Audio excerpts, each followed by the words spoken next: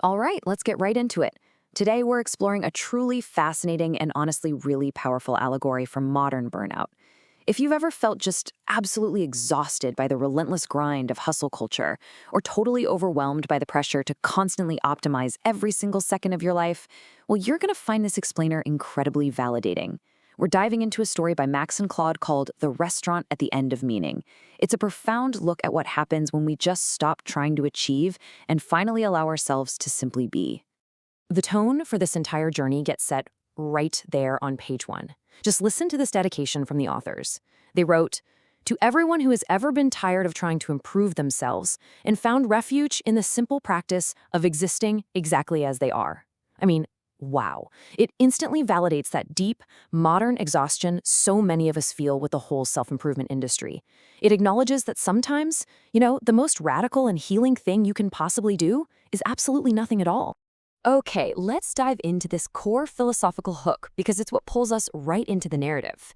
In a world that is completely obsessed with life hacks, productivity metrics, and finding your ultimate purpose, what actually happens when you just put down the tools? What happens when you step off the treadmill and embrace the deep irony of completely abandoning the project of becoming a better you?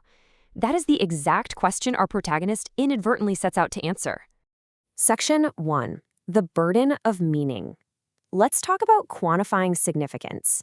To really get this, we need to meet Dr. Elena Vasquez. She's a Columbia philosopher who is just completely overwhelmed by this modern burden of meaning making. Elena spent 7 years trying to mathematically map out where human meaning exists in the world, basically trying to quantify the unquantifiable. And the algorithm she built to do this was, frankly, kind of elegant in its total absurdity. She literally mapped every suicide note, love letter, and manifesto recorded in the Western Hemisphere. Then she weighted them all by emotional intensity, cross-referenced them with things like altitude, population density, even proximity to water. Finally, she rendered this massive geographic heat map. Cities burned bright red. Cemeteries and hospitals were these persistent warm spots. She was desperately trying to calculate existential significance. But then, the algorithm produced this one massive surprise. It found exactly one spot on the map marked in the palest blue the computer could possibly render. The coordinates were 47.2962 degrees north, 11.4336 degrees east. Located in this tiny valley in the Austrian Alps, this single point represented the absolute minimum density of meaning in the known world. When Elena saw it, she laughed, she cried, and she literally bought a plane ticket on the spot. When she finally arrived at those coordinates, what did she find? A valley that was just completely unremarkable. It wasn't beautiful, it wasn't ugly. Actually, it was the geographic equivalent of beige. And right smack in the center sat this small, perfectly neutral wooden restaurant with a sign that simply read, "Minimum." Elena stood in front of it and realized she was no longer looking for meaning in the building. She was just looking at it. The relief was so intense, she actually had to sit down in the gravel. She didn't have to analyze it. It just was. Which brings us right into section 2, the coordinates of nothing, a neutral space. Elena actually ends up taking over this restaurant, trading in her entire high-powered philosophy career to become a cook who only serves one thing. So, the crucial point is this concept she accidentally curates here. She calls it therapeutic nihilism. It's basically the healing power of not healing. It is the profound comfort you feel when you finally give up the exhausting work of trying to make meaning out of chaos. Unlike depression, which Elena describes as meaning that has kind of gone bad, this is a space where meaning just never existed in the first place. So there's absolutely nothing to fix. It is the ultimate safe space for complete unpreparation. And think about it. What is the absolute perfect menu item for therapeutic nihilism? Well, it's soup. The restaurant basically only serves soup. Why? Because soup is temporary. It's humble. It's not trying to be some culinary revelation or a fancy status symbol. And crucially, it must be consumed in the present tense. You can't age it like wine or save it like bread. You have to experience it right now while it's warm. It demands only to be eaten, providing nourishment without demanding that you somehow transform or improve in return. Now let's dive into section 3, the optimization trap. Experts in nothing. As you can imagine, word of this perfectly neutral space starts to spread. Not through Yelp reviews, but through a kind of human algorithm. People who are completely burned out just sort of find their way there. And among them is a group who call themselves the reformed improvers. And this brilliantly illustrates the clash of worlds that happens next. You've got the expert mindset, which completely dominates our modern culture, right? It's all about measuring, hacking, improving, and achieving. But the restaurant mindset is the exact polar opposite. It's entirely about existing, sitting, being, and letting go. The outside world is screaming for metric-driven progress, but the reality inside the restaurant is totally goalless. You really see the deep irony here when highly successful people try to systematize a space that completely refuses to be optimized. Take Michael. He's a productivity expert obsessed with time management. At the restaurant, he suddenly realizes the total absurdity of getting things done fast when there is absolutely no purpose to the tasks.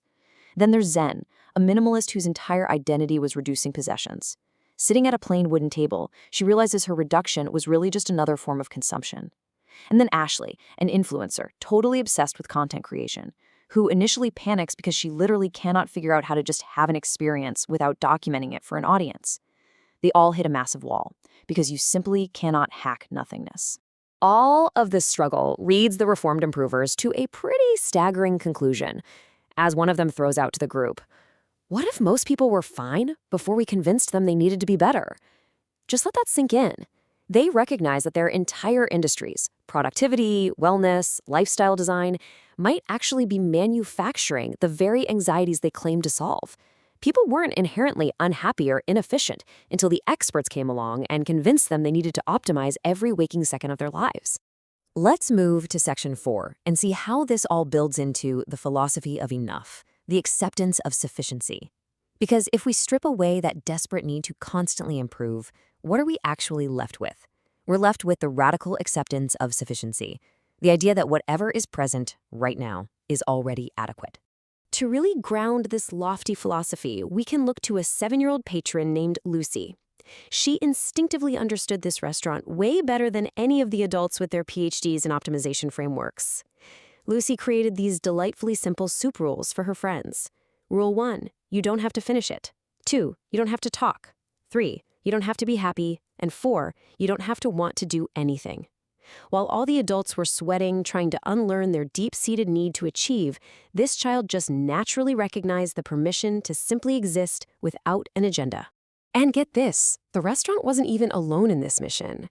Catherine, a woman who seemingly just came with the building, kept what she playfully called the anti-guidebook. It listed all these places designed solely for states of being rather than achieving.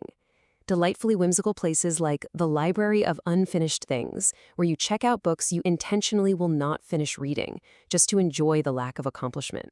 The Museum of Almost, dedicated to things that nearly happened but didn't. And the Park for Sitting, which has literally no paths and no purpose. It reveals this whole invisible geography for people who have fallen through the cracks of our hyper-productive society.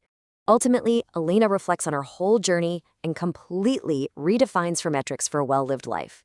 She wonders, maybe the question of success is the wrong question. What if success is just continuing to exist? It's like a tree that grows just because, well, that is what a tree does. Or a bowl of warm soup that only asks to be eaten. Existing in the present tense is enough of a victory. There is zero external validation required. Now, what's really interesting about this final thought is how it completely flips our modern existential crisis upside down. Think about it. What if the problem isn't that your life lacks meaning, but that you're looking for way more meaning than any life can reasonably contain? It's a hugely provocative challenge to practice radical acceptance. Maybe life is just life, and perhaps allowing it to be exactly that without forcing it to be some constant masterclass in personal growth is the ultimate relief. Definitely something to think about the next time you feel that pressure to go out and optimize your day.